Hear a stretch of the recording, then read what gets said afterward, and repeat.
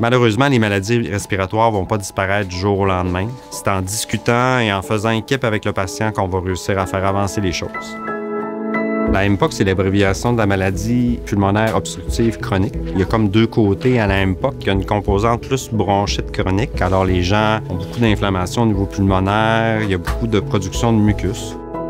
Il y a aussi une composante emphysème dans la MPOC. L'emphysème, c'est comme la destruction des alvéoles. Là, c'est la partie dans les poumons qui nous permet d'envoyer de l'oxygène dans notre sang. Cette partie-là des poumons est comme brisée. C'est souvent dû au tabagisme. C'est souvent les anciens fumeurs qui vont souffrir de cette maladie-là. À la base du traitement de la MPOC, c'est certain qu'il y a les inhalateurs, les pompes. C'est pas nécessairement des choses qui sont faciles à utiliser, puis il faut souvent faire des rappels. Fait que ce qu'on voit souvent en pharmacie, c'est des patients qui vont utiliser mal leurs pompes, qui vont être décompensés.